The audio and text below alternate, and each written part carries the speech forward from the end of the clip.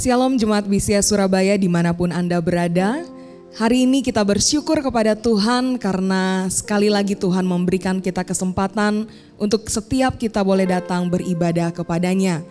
Karena itu saudara-saudara, mari siapkan hatimu, kita mau arahkan hati dan pikiran kita untuk menghadap Dia, Tuhan yang hidup. Ibadah hari ini kami mulai dengan satu pengakuan bahwa pertolongan kami datangnya dari Tuhan yang adalah pencipta langit, bumi, dan segala isinya. Turunlah kiranya atas setiap kami kasih karunia dan damai sejahtera dari Allah Bapa, Anak, dan Roh Kudus. Amin.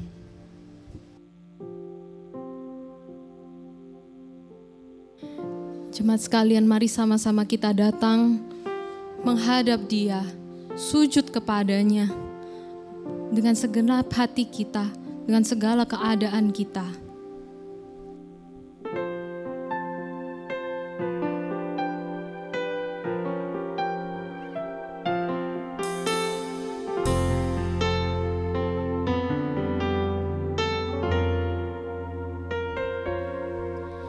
Bila hati terasa berat, tak seorang pun mengerti bebanku, ku tanya Yesus, apa yang harus ku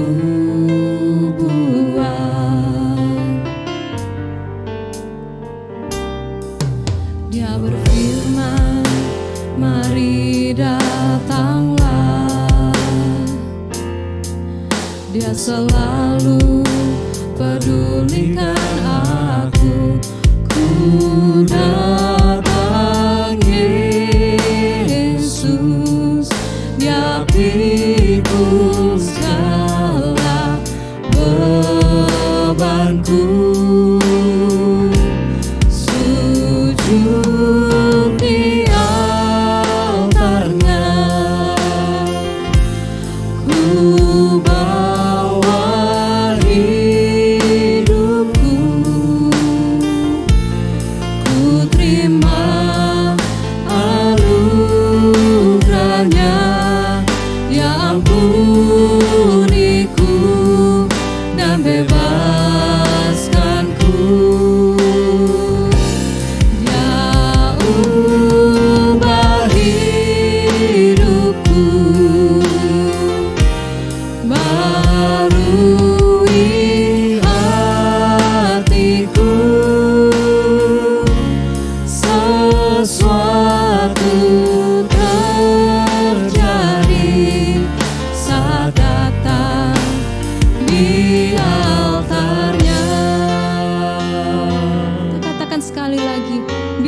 Terasa berat, bila hati terasa berat,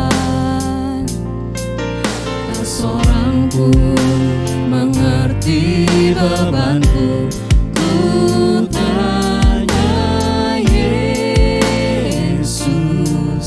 apa yang harus ku buat? Dia berfirman, mari datanglah. Dia berfirman, mari datanglah. Dia selalu pedulikan aku. Ku datang Yesus, Dia pikul segala bebanku.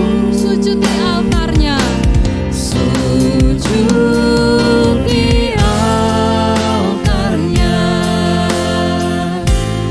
ku bawa hidupku,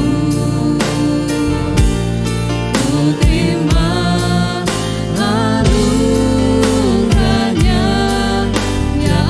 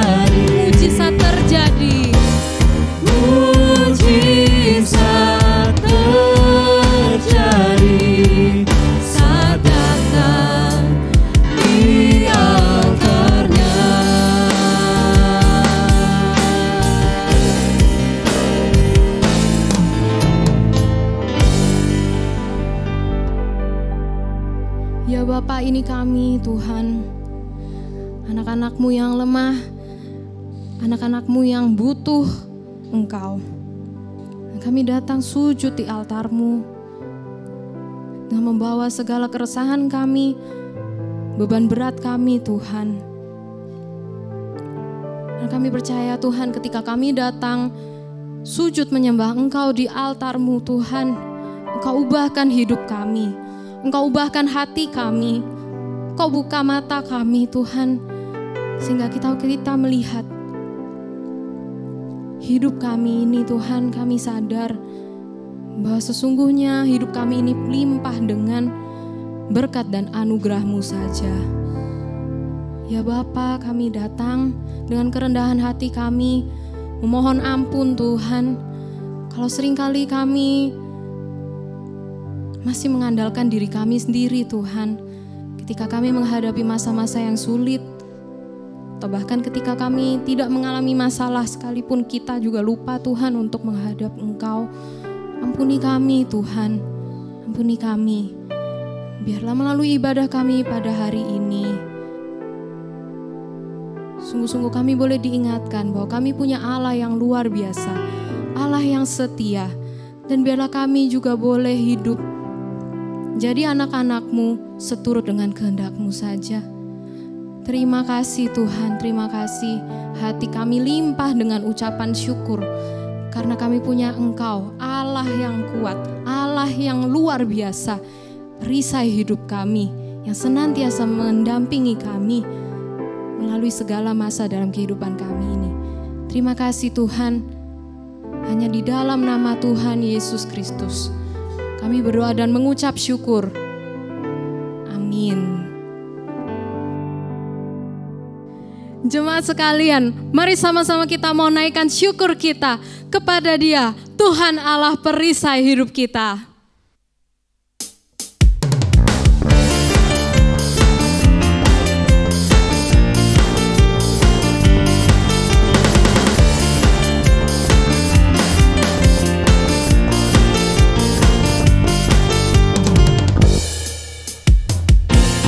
Tinggal dekat-Mu ku aman, hidup dalam-Mu ku menang.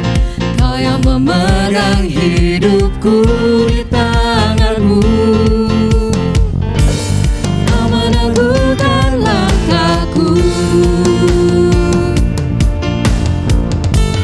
Ku berjalan di dalam kekuatan-Mu.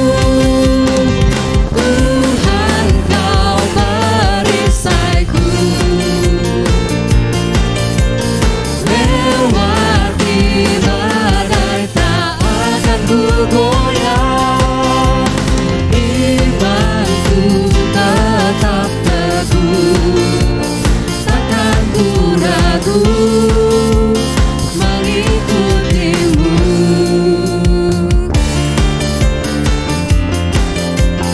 Sekali lagi kita mau katakan, tinggal dekat-Mu ku aman, tinggal dekat-Mu ku aman, hidup dalam-Mu ku menang.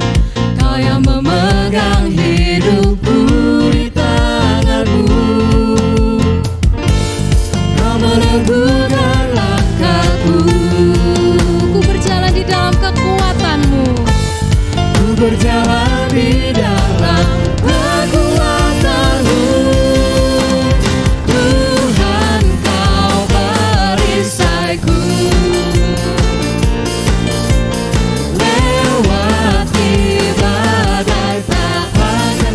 Goyang, imanku tetap teguh, takkan ku ragu mengikuti-Mu.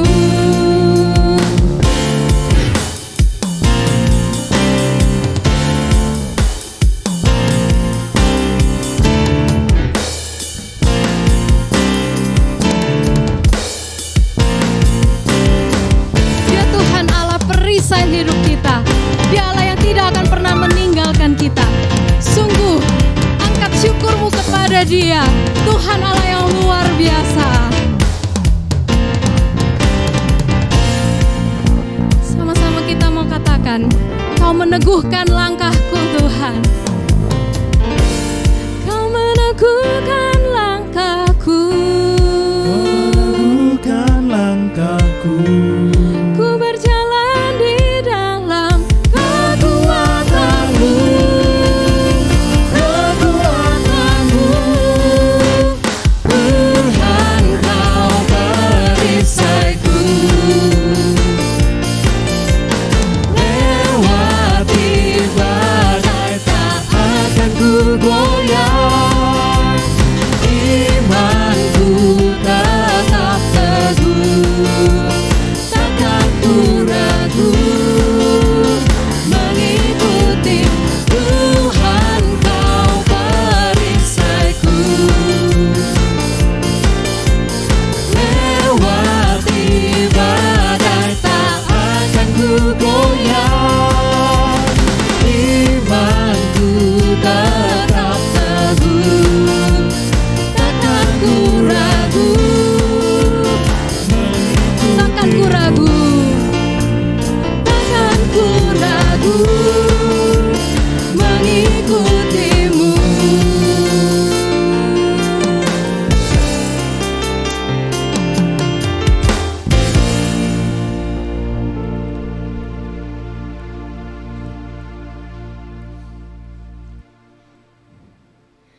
Jemaat sekalian, mari sama-sama kita mau ikrarkan pengakuan iman kita, pengakuan iman rasuli yang berbunyi demikian. Aku percaya kepada Allah, Bapa yang Maha Kuasa, Khalik langit dan bumi, dan kepada Yesus Kristus, anaknya yang tunggal Tuhan kita, yang dikandung dari Roh Kudus, lahir dari anak Maria, yang menderita sengsara di bawah pemerintahan Pontius Pilatus, disalibkan, mati dan dikuburkan, turun ke dalam kerajaan maut. Pada hari yang ketiga, bangkit pula dari antara orang mati, naik ke surga, duduk di sebelah kanan Allah, Bapa yang Maha Kuasa, dan dari sana Ia akan datang untuk menghakimi orang yang hidup dan yang mati.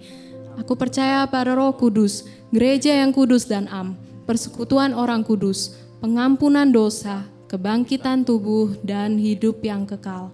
Amin.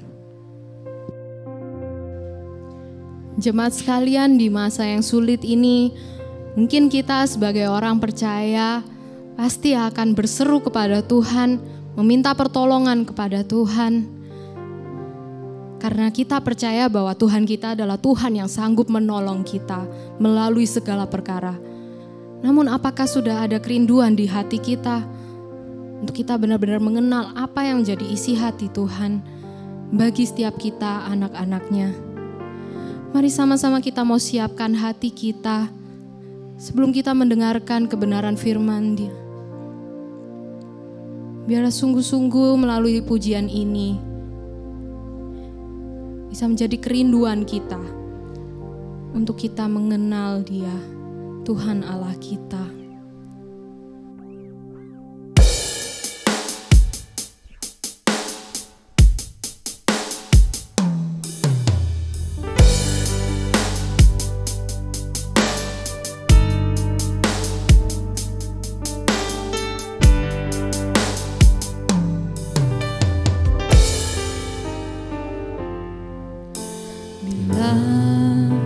Ku buka mataku dan lihat wajah-Mu, ku terkagum bila ku lihat hidupku dan karya tangan-Mu, ku tersanjung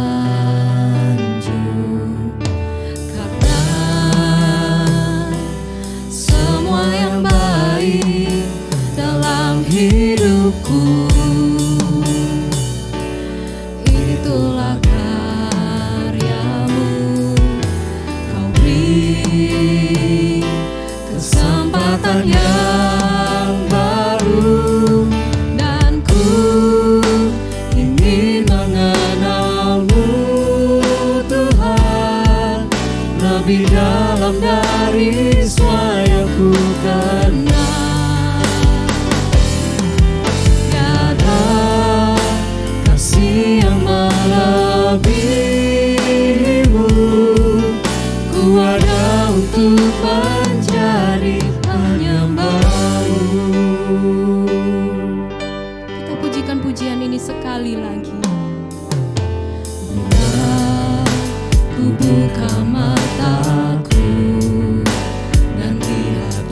wajah-Mu, ku terkagum bila ku lihat hidupku dan karya tangan-Mu. Ku tersanjung karena semua yang baik dalam hidupku, itulah karya-Mu. Kau beri kesempatan yang baru, dan ku ingin mengenal-Mu, Tuhan, lebih dalam dari semua yang ku kenal. Tiada kasih yang melebihi-Mu, ku ada untuk menjadi penyembah-Mu, dan ku ingin mengenal-Mu, Tuhan. Ku ingin mengenal-Mu, Tuhan, lebih dalam dari semua yang ku kenal. Tiada kasih yang melebihi-Mu, ku ada untuk menjadi penyembah-Mu.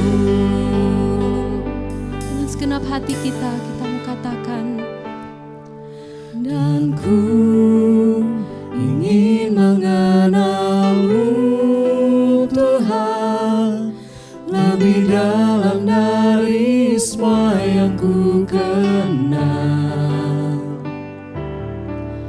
Tiada kasih yang melebihi-Mu, ku ada untuk menjadi penyembah-Mu,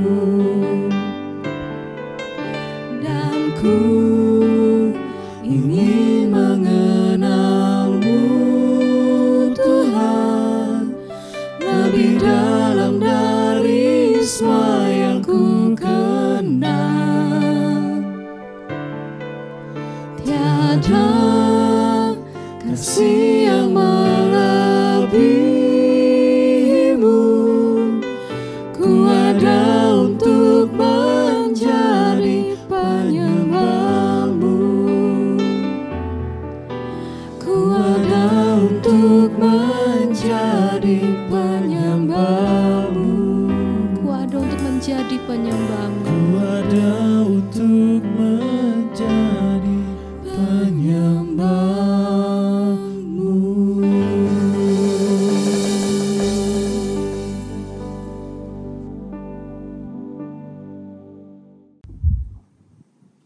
Shalom jemaat BCS yang dikasihi oleh Tuhan. Mari sebelum kita membaca, merenungkan, dan melakukan firman Tuhan, saya mengajak kita untuk menundukkan kepala dan kita berdoa terlebih dahulu. Mari kita berdoa.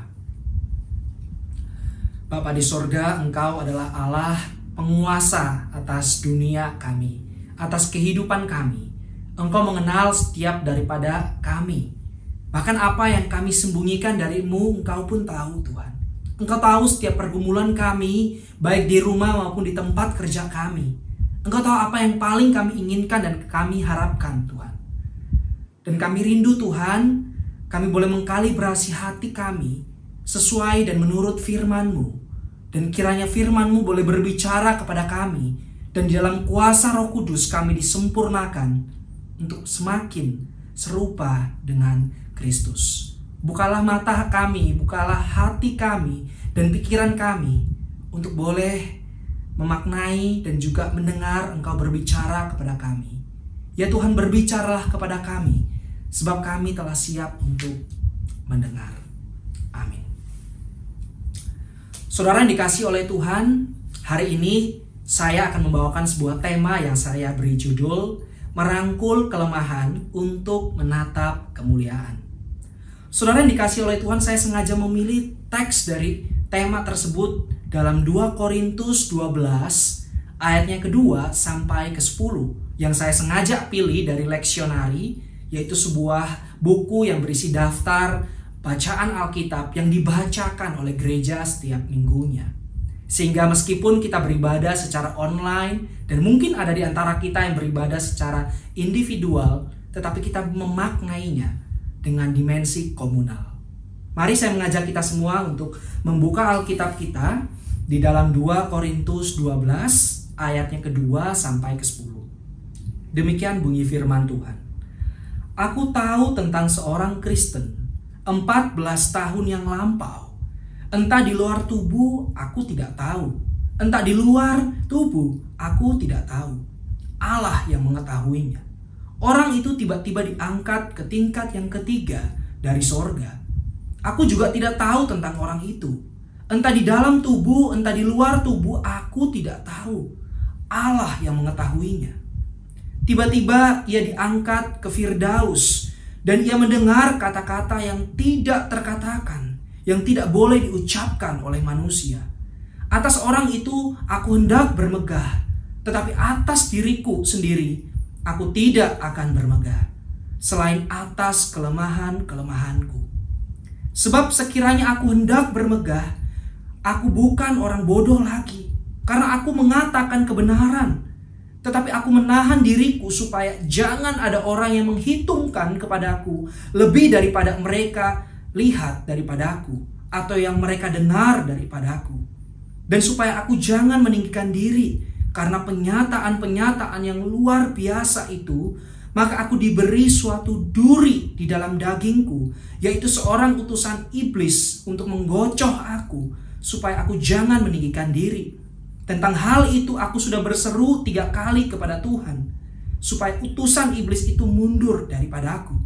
Tetapi jawab Tuhan kepadaku, cukuplah kasih karuniaku bagimu, sebab justru dalam kelemahanlah kuasaku menjadi sempurna.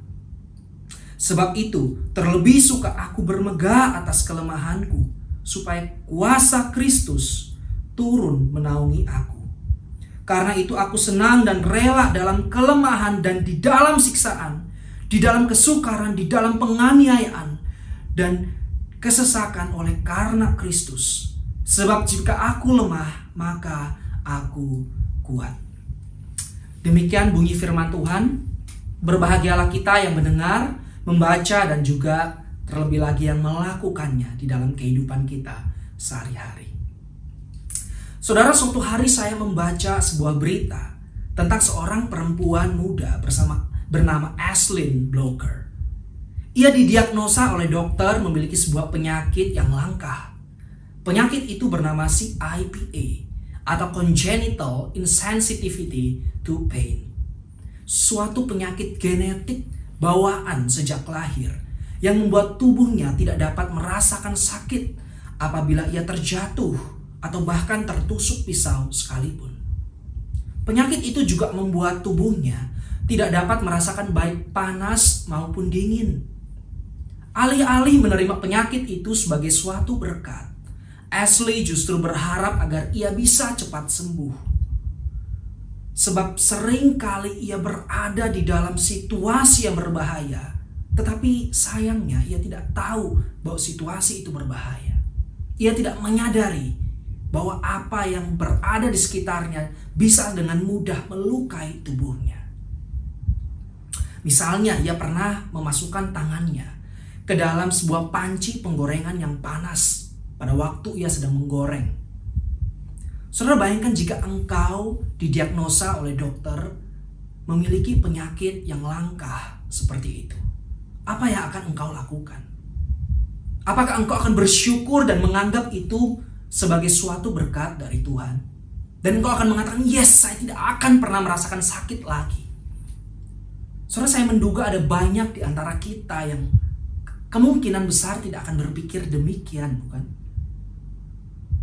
Sebab perasaan sakit itu sejatinya dapat menyadarkan akan kelemahan-kelemahan pada diri kita. Dan ketika kita disadarkan, maka kita juga dapat belajar untuk mengakui dan bahkan merangkul kelemahan itu menjadi bagian yang tidak terpisahkan dalam kehidupan kita sehari-hari. Namun hari-hari ini ada banyak orang yang berupaya untuk menutupi dan bahkan menolak kelemahan-kelemahan mereka. Dengan cara apapun, mereka tidak mau mengakuinya dan mereka tidak berani menjadi dirinya sendiri. Mereka berupaya membohongi dirinya sendiri dan bahkan juga dengan orang lain. Saudara, mereka menutupi kelemahan-kelemahannya. Dan mungkin itu bisa juga merupakan pergumulan mereka melawan dosa dan kedagingan yang seringkali memikat mereka untuk jatuh di dalamnya. Padahal kita tahu bahwa keterbukaan dan pengakuan itu seringkali menjadi awal dari pertolongan dan kesembuhan. Saudara-saudara yang dikasihi oleh Tuhan, Allah sejatinya memanggil engkau dan saya bukan untuk menolak kelemahan-kelemahan itu. Dan kemudian kita menganggap diri kita seperti bersih, tiada noda, tidak cacat dan celak. Tetapi Allah memanggil engkau dan saya untuk berani merangkul kelemahan itu, merengkuhnya. Dan dengan kita merangkul kelemahanlah, kita dimungkinkan untuk menatap kemuliaan Allah yang berada bukan di dalam diri kita, tetapi di luar dari diri kita, yang terdapat di dalam Injil Yesus Kristus. Merangkul kelemahan untuk menatap kemuliaan.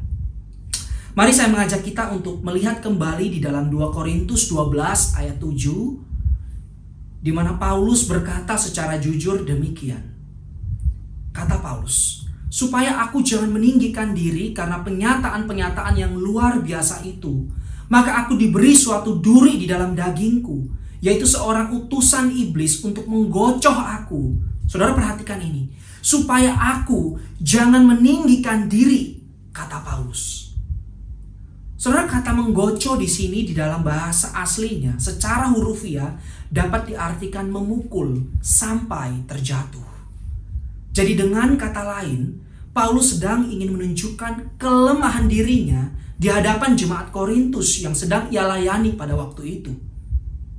Paulus bukannya berusaha untuk menutupi kelemahannya dengan menceritakan bagaimana ia bisa menang, bagaimana ia bisa berhasil, bagaimana ia bisa tetap teguh berdiri menghadapi pencobaan dan pergumulan dalam hidupnya.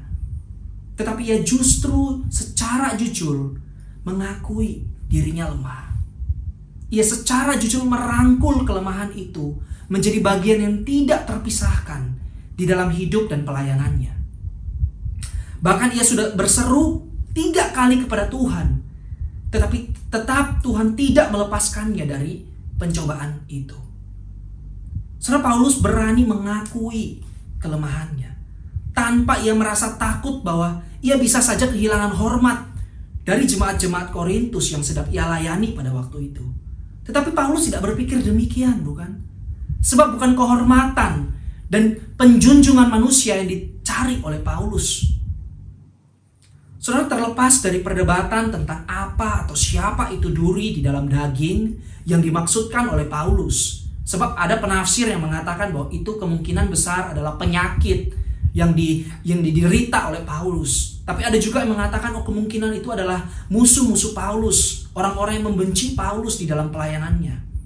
Tetapi mayoritas penafsir Perjanjian Baru sepakat bahwa pesan utamanya adalah Allah yang baik itu bisa saja mengizinkan umatnya seperti engkau dan saya, seperti Paulus, untuk mengalami suatu pergumulan yang begitu berat. Dan pergumulan yang berat itu bisa bermacam-macam bentuknya, bukan?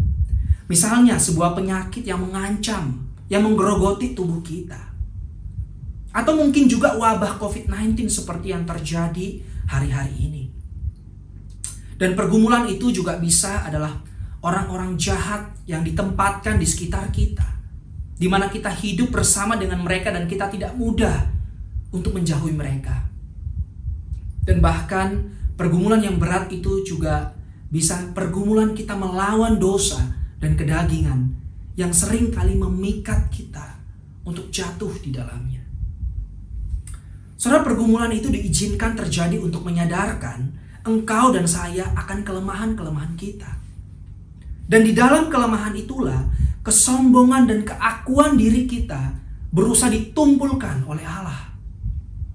Ketika keakuanmu telah menjadi tumpul, dan dengan kata lain, ketika kita berani merangkul kelemahan itu menjadi bagian yang tidak terpisahkan dalam kehidupan kita, maka engkau dan saya dimungkinkan untuk melihat kemuliaan Allah, yaitu kuasa anugerahnya yang sempurna, seperti yang tercatat di dalam 2 Korintus 12 ayat 9. Demikian kata Paulus. Tetapi jawab Tuhan kepadaku, cukuplah kasih karuniaku bagimu, sebab justru dalam kelemahanlah kuasaku menjadi sempurna. Sebab itu terlebih suka aku, kata Paulus, bermegah atas kelemahanku, supaya kuasa Kristus turun menaungi aku. Saudara, apa yang dilakukan dan diajarkan oleh Paulus ini sebenarnya bertolak belakang dengan apa yang dilakukan dan diajarkan oleh rasul-rasul palsu atau guru-guru palsu yang sedang dihadapi oleh Paulus di dalam jemaat Korintus pada waktu itu. Sebab guru-guru palsu itu suka mencari popularitas demi meraup keuntungan pribadi. Mereka suka membanggakan dirinya dengan kesaksian-kesaksian yang terlihatnya menarik, tetapi itu merupakan rekayasa belaka. Saudara, mereka suka membanggakan pengalaman-pengalaman rohani dan praktik-praktik spiritual yang tidak spiritual sama sekali. Semua itu mereka ciptakan demi menjunjung popularitas dan mencari keuntungan pribadi. Ditambah lagi guru-guru palsu itu juga memiliki prinsip bahwa kita harus mencari yang terbaik. Kita harus menunjukkan kesempurnaan yang ada pada diri kita dengan cara menutupi kelemahan-kelemahan kita. Sebab yang baik itu sejatinya menghilangkan yang lemah. Saudara, ajaran seperti ini tentu berbeda dengan ajaran Paulus, bukan? Padahal Paulus memiliki sejuta alasan untuk membanggakan dirinya. Paulus adalah rasul yang bertobat karena kesaksian Kristus sendiri yang menjumpainya secara pribadi ketika ia sedang berada di dalam perjalanan menuju ke Damsyik pada waktu itu. Pada waktu itu ia sedang berusaha untuk menangkap orang-orang Kristen. Tetapi ia dijumpai secara pribadi oleh Kristus. Dan ia bertobat sejak perjumpaannya dengan Kristus. Sorry, dalam hal karunia rohani, Paulus tidak dapat dianggap remeh. Sebab ia adalah rasul, ia adalah gembala, ia adalah teolog, ia adalah penginjil dan misionaris gereja. Ada banyak pengalaman dalam hidupnya di dalam melayani jemaat Tuhan. Ada banyak orang Kristen yang diberkati oleh pelayanan Paulus. Dan banyak di antara mereka yang mengagumi Paulus. Dalam hal pengalaman rohani, saudara, Paulus memiliki segudang banyak pengalaman rohani bersama dengan Tuhan. Ia melewati suka maupun duka bersama dengan Tuhan. Kesaksian Paulus tentu tidak mungkin kalah dengan kesaksian-kesaksian palsu dari guru-guru palsu itu. Karena itu tidak heran Paulus berusaha menceritakan secuplik bagian dari pengalaman rohaninya yang luar biasa. Tetapi sebelum itu ia mengatakan di dalam 2 Korintus 12 ayat 1 bahwa aku harus bermegah sekalipun memang hal itu tidak ada faedahnya. Saudara, perhatikan kata tidak ada faedahnya. Namun demikian aku hendak memberitakan penglihatan-penglihatan dan penyataan-penyataan yang kuterima dari Tuhan. Artinya gini, saudara. Kalau Paulus itu ditanya, Paulus, kamu punya gak sih pengalaman rohani? Kamu punya gak sih karunia rohani? Paulus menjawab, dia pernah. Dia punya. Dia pernah mengalami hal itu. Bahkan ia mendapatkan penglihatan yang luar biasa secara langsung dari Tuhan. Tetapi ia tidak pernah mau sedikit pun membanggakan dan bahkan menunjukkan pengalaman rohaninya itu menjadi standar atau tolak ukur atas apa yang Tuhan harus kerjakan di dalam hidupnya. Sebab bukan itu, saudara, yang dicari oleh Paulus. Ia tidak sedang menjual kesaksian-kesaksian pribadi. Saudara, kalau kita perhatikan di dalam 2 Korintus 12 ayat 2-4, Paulus menceritakan pengalaman rohaninya itu di dalam bentuk orang ketiga, yaitu dengan sebutan orang itu. Yang sebenarnya ini merujuk pada dirinya sendiri. Paulus mengatakan bahwa aku tahu tentang seorang Kristen 14 tahun yang lampau. Entah di dalam tubuh, aku tidak tahu. Entah di luar tubuh, aku tidak tahu. Allah yang mengetahuinya. Orang itu tiba-tiba diangkat ke tingkat yang ketiga dari sorga. Saudara, sampai di sini saya ingin mengatakan bahwa tingkat ketiga dari sorga di sini tidak sedang mengajarkan kepada kita bahwa di sorga itu memiliki tingkat-tingkatan. Sebab teks ini perlu diletakkan kembali kepada konteks kosmologi atau pandangan orang Yahudi tentang struktur dunia pada waktu itu.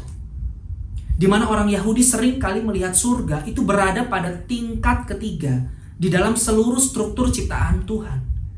Jadi bukan surganya itu sendiri yang memiliki tingkatan. Orang-orang Yahudi melihat bahwa yang berada pada tingkat pertama itu adalah wilayah yang berada di dalam atau di bawah bumi. Sedangkan bumi itu sendiri berada pada tingkat kedua dan surga berada pada tingkat yang ketiga.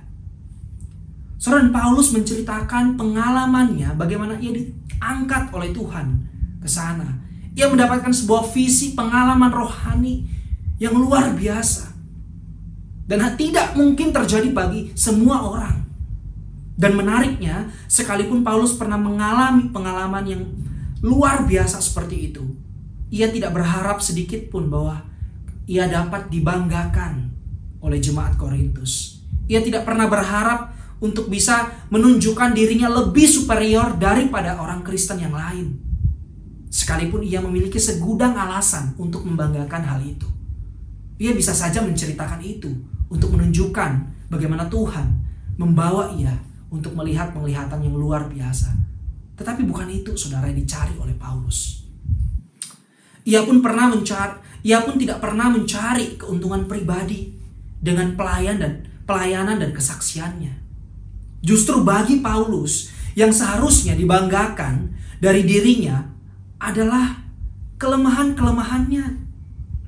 Tetapi bukan karena kelemahan itu sendiri, saudara.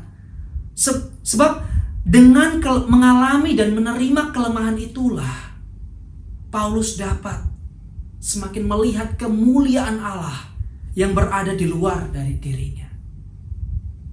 Saudara, kadangkala Allah mengizinkan engkau dan saya untuk hidup di dalam pergumulan yang begitu berat seperti yang terjadi dalam hidup Paulus. Pergumulan itu datang tanpa diundang. Dan pergumulan itu bukan karena kita kurang percaya, karena kita kurang berdoa. Saudara, Paulus sendiri berdoa selama 3 kali meminta kepada Tuhan untuk Tuhan mencabut duri dalam daging itu. Tetapi Tuhan tetap mengizinkan Paulus untuk mengalami pergumulan itu. Saudara, Allah kadang-kala mengizinkan engkau dan saya untuk melihat kelemahan-kelemahan kita, agar kita belajar merangkulnya. Dan dengan merangkul kelemahanlah kita dimungkinkan untuk menatap kemuliaan Allah. Dan yang jelas itu bukan dalam diri kita, tetapi ada pada diri Allah sendiri, di mana Ia menunjukkan anugerahnya yang begitu luas, begitu lebar, begitu mulia di dalam Yesus Kristus. Saudara, suatu hari ada seorang pemuda, anak orang kaya. Ia sering menghabiskan waktu mudanya dengan berfoya-foya. Ia mentraktir teman-temannya makan di kafe dan di restoran-restoran yang mahal di kota. Sehingga semua teman-temannya suka sekali ketika mereka diajak pergi oleh anak pemuda yang kaya ini. Sebab sering kali ia mentraktir mereka. Ia selalu senang sekali ketika pergi keluyuran, berfoya-foya. Semua apapun dibayar oleh anak muda ini. Pemuda ini tidak pernah memikirkan bahwa suatu hari nanti uang yang ia miliki itu dapat habis. Namun kita tahu, bukan, bahwa roda kehidupan itu tidak selalu berada di atas. Suatu hari bisnis dari orang tuanya ini diizinkan untuk mengalami kebangkrutan. Sehingga pemuda, anak muda ini yang dulunya awal punya banyak uang, sekarang harus hidup dengan penuh kesederhanaan. Ia harus tinggal dari satu rumah kontrakan, pindah ke rumah kontrakan yang lain, pindah lagi ke rumah kontrakan yang lain. Tidak ada lagi traktir-mentraktir. Tidak ada lagi hidup gegap gempita. Tidak ada lagi pergi malam minggu berfoya-foya bersama dengan teman-temannya. Yang ada hanyalah kesederhanaan dan ratapan. Dan celakanya ia kemudian ditinggalkan oleh hampir semua teman-temannya. Yang sering kali mereka hidup bersama, yang sering kali makan dibayari oleh pemuda ini. Tetapi syukurnya masih tersisa 3 orang temannya yang masih setia menemani pemuda ini. Dan di titik itulah ia baru menyadari bahwa di dalam kelemahanlah ketika ia tidak memiliki sesuatu yang dapat ia banggakan. Ia dapat melihat kemuliaan yang berada di luar dari dirinya. Yaitu dengan menemukan teman yang sejati. Yang selalu hadir menemani kapanpun dan dimanapun. Kini ia tahu apa artinya dicintai apa adanya. Kini ia tahu apa artinya diterima apa adanya, bukan karena banyak hartanya. Saudara, sama seperti pemuda itu, kadangkala Tuhan mengizinkan kita terjatuh, engkau dan saya, untuk mengalami kehancuran supaya kita hanya dapat menatap dan bersandar pada anugerah Allah. Dan ketika Tuhan menunjukkan kelemahan-kelemahanmu itu bukan untuk mempermalukanmu, melainkan ia ingin engkau datang kepadanya, melihat kemuliaan dan anugerahnya yang telah ia berikan melalui Kristus. Dan saudara, kita hanya bisa menjadi versi yang terbaik dari diri kita ketika kita berani merangkul kelemahan kita dan mengakui dan menatap kemuliaan Allah. Di mana kita dapat datang kepada Allah yang penuh kasih dan anugerah itu dengan apa adanya kita. Di dalam versi manapun, di dalam situasi kehidupan kita kapanpun, kita datang kepadanya. Bahkan mungkin di dalam kehancuran kita, di dalam keberdosaan kita, kita menjumpai Allah yang penuh kasih dan Allah yang kudus itu.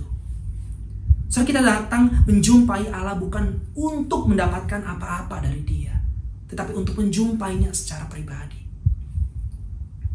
Saudara, tidak ada orang yang terlalu hina dan yang terlalu kotor yang tidak dapat dipeluk dan direngkuh oleh kasih Allah itu.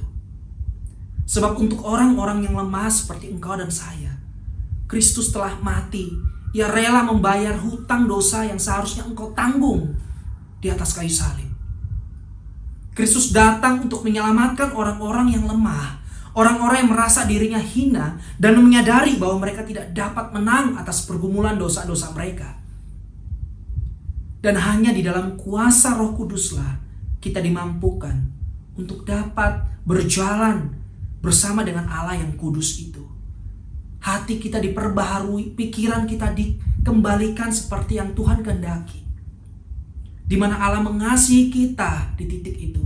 Dan kita dapat mengasihi Allah seutuhnya, memberikan hidup kita bagi kemuliaan Allah. Saudara, dengan iman kita dapat merasakan anugerah Allah itu. Di mana Allah mengasihimu dan mengasihi saya. Ia menerima kita apa adanya. Tetapi Ia tidak membiarkan kita selalu di dalam kubangan yang kotor.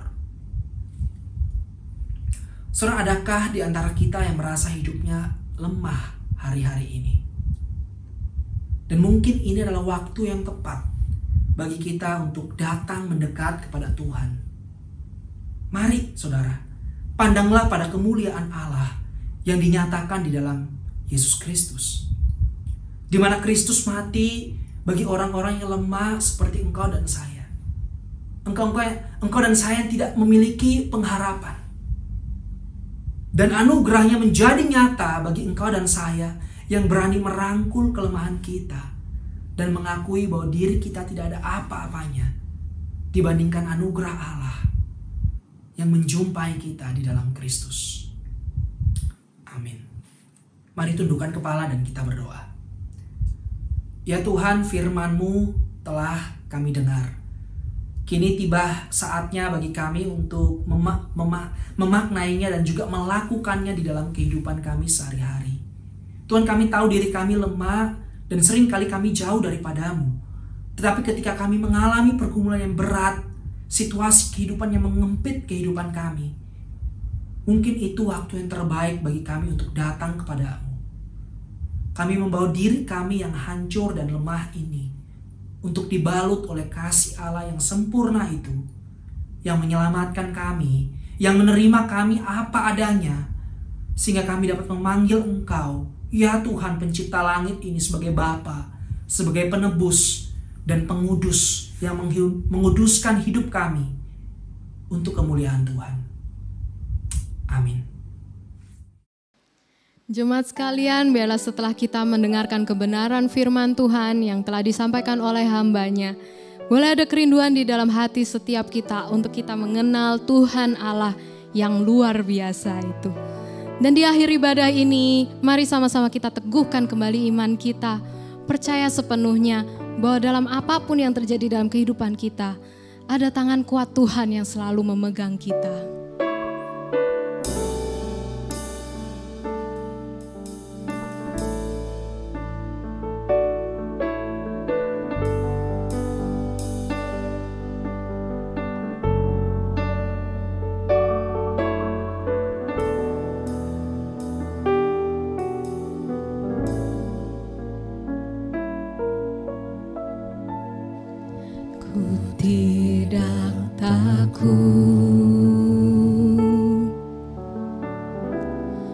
Sebab Kau besertaku,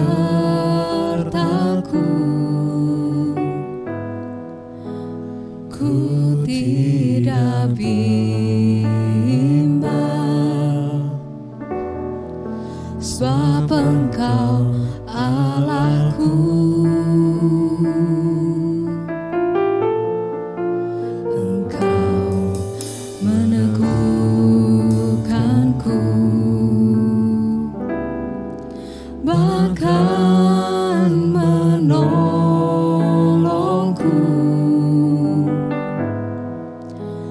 Kau batu karangku,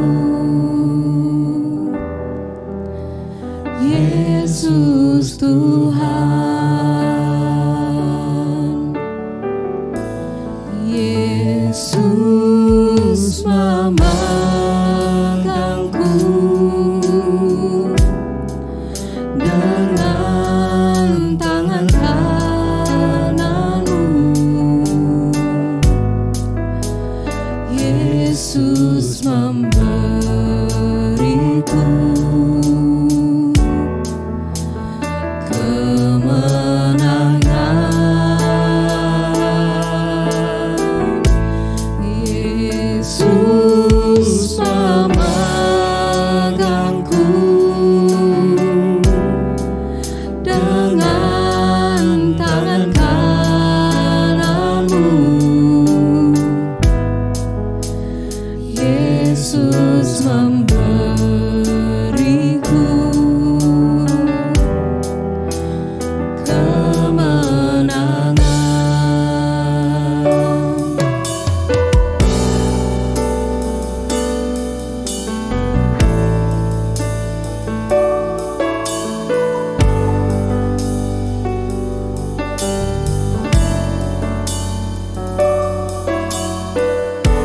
Sekali lagi kita katakan, ku tidak takut. Ku tidak takut.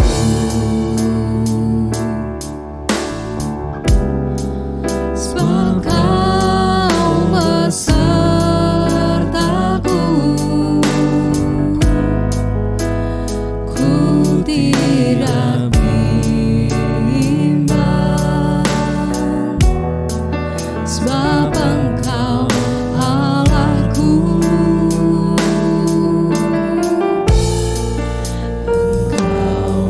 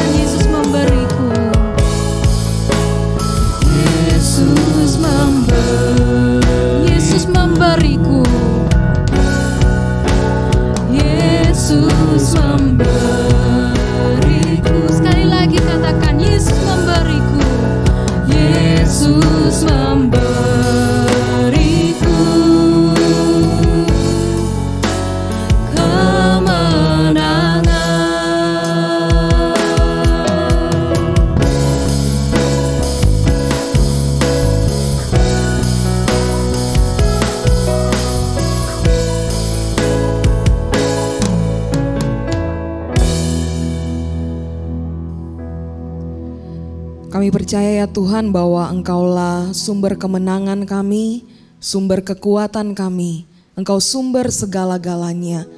Karena itu ya Tuhan, kami mau terus percayakan seluruh hidup kami ke dalam tangan Tuhan. Biarlah kiranya Engkau yang akan berkarya atas kehidupan kami, pribadi lepas pribadi, keluarga demi keluarga. Tuhan, saat ini kami mau bersatu hati menyerahkan ke dalam tangan-Mu untuk setiap jemaat-Mu. Hamba-Mu berdoa menyerahkan ke dalam tangan-Mu untuk setiap keluarga-keluarga. Mereka yang mungkin saat ini sedang bergumul dengan pergumulan mereka masing-masing. Mungkin ada di antara mereka yang saat ini sedang sakit. Kami berdoa menyerahkan ke dalam tangan-Mu Tuhan. Kiranya tangan kuat Tuhan, tangan kuasa Tuhan yang akan menjamah dan memberikan pemulihan, kekuatan, kesehatan, bahkan kesembuhan. Kami berdoa juga ya Tuhan, bersyukur untuk setiap saudara-saudara kami, mereka yang Tuhan sudah anugerahkan anak-anak yang begitu manis, begitu lucunya. Kami berdoa ya Tuhan, biarlah kiranya anak-anak ini boleh bertumbuh secara fisik, bahkan secara iman mereka kepada Tuhan. Kami berdoa untuk setiap orang tua, Engkau kiranya juga Tuhan yang akan berikan mereka hikmat di dalam mereka mendidik setiap anak-anak yang sudah Tuhan anugerahkan. Kami berdoa ya Tuhan, menyerahkan ke dalam tangan-Mu untuk setiap jemaat-Mu di BCS Surabaya. Mereka yang masih menanti akan hari mereka melahirkan nanti. Kami berdoa Tuhan, Engkau anugerahkan juga kekuatan kesehatan. Sampai dengan saatnya tiba nanti, Engkau kiranya Tuhan yang akan turut campur tangan. Tuhan juga kiranya yang akan menyediakan segala yang mereka perlukan. Kami mau serahkan juga ke dalam tangan-Mu ya Tuhan Yesus. Untuk setiap orang tua, mereka yang mungkin saat ini masih terus bergumul di dalam mendampingi anak-anak mereka yang sedang belajar di rumah masing-masing. Tuhan, berikanlah kesabaran, berikanlah sukacita. Biarlah mereka juga boleh menikmati setiap waktu-waktu bersama-sama dengan keluarga. Tuhan, kami mau serahkan ya Tuhan, untuk setiap pergumulan pekerjaan yang saat ini mungkin sedang dialami oleh jemaat-Mu. Kiranya juga Engkau yang akan terus hadir membukakan jalan. Kami serahkan semuanya ke dalam tangan Tuhan. Bahkan kami mau berdoa ya Tuhan, biarlah di tengah-tengah masa sulit ini, Tuhan yang akan terus bawa kami, untuk kami boleh terus hidup memuliakan Tuhan, hidup semakin mencintai Tuhan, hidup terus terhubung erat dengan Tuhan. Semakin dekat, semakin erat, semakin intim dengan Engkau Tuhan kami. Terima kasih ya Tuhan. Kami berdoa juga menyerahkan bangsa kami, bahkan dunia ini ke dalam tangan Tuhan. Dalam segala upaya yang ada, solusi-solusi ya Tuhan yang saat ini sedang dipikirkan, yang sedang dikerjakan. Kami berdoa Tuhan, Engkau kiranya yang akan turut campur tangan di dalamnya. Kami serahkan pemerintah kami ke dalam tangan-Mu. Kami serahkan masa depan setiap kami hanya ke dalam tangan kasih-Mu. Terima kasih Tuhan. Terima kasih karena Engkau Tuhan yang sudah memimpin dan menyertai kami dari awal hingga akhir ibadah ini. Biarlah segala pujian, syukur, hormat hanya bagi nama Tuhan. Di dalam nama Tuhan kami Yesus Kristus kami berdoa. Amin. Mari sama-sama kita bangkit berdiri dan kita nyanyikan doksologi. Puji Allah Bapa Putra, puji Allah Roh Kudus, ketikanya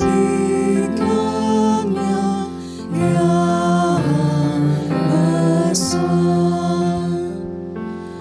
Pohon selamat sumber berkah.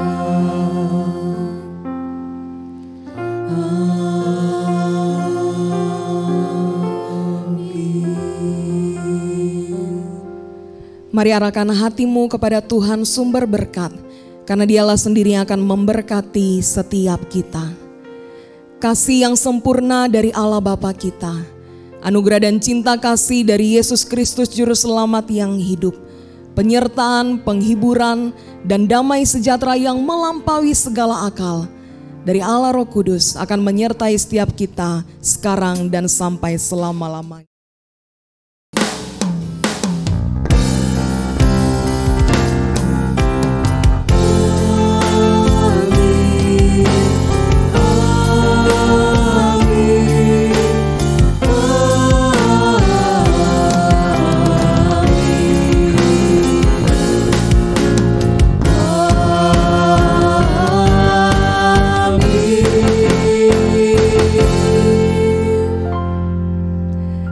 Selamat hari Minggu, Tuhan memberkati setiap kita.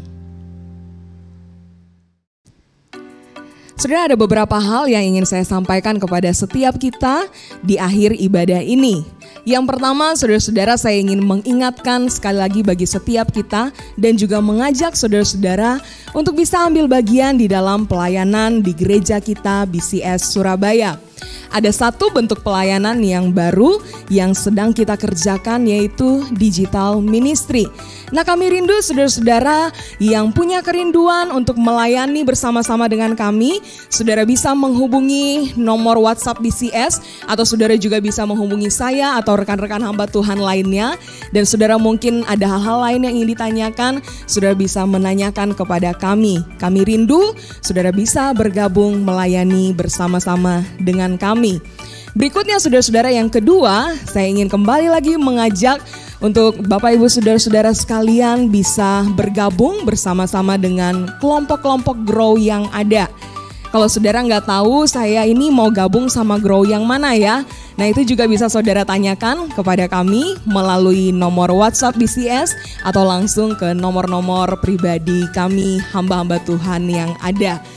Berikutnya saudara-saudara, kami juga terus mau mengajak Bapak Ibu Saudara untuk bisa berbagi dengan kami apa yang mungkin bisa kami bantu doakan. Atau ketika saudara-saudara merasa bahwa saudara membutuhkan tenaga profesional untuk konseling karena beban pergumulan saudara yang begitu berat, saudara-saudara bisa menghubungi kami atau menghubungi langsung Halo Konselor, satu pelayanan konseling yang dilayani oleh konselor-konselor dari Seminari Alkitab Asia Tenggara. Itu saja pengumuman untuk hari ini. Terus terhubung dengan media sosial dari BCS Surabaya supaya saudara bisa mendapatkan info-info terbaru tentang pelayanan bersama kita di gereja kita ini. Sekali lagi selamat hari Minggu, Tuhan memberkati kita sekalian.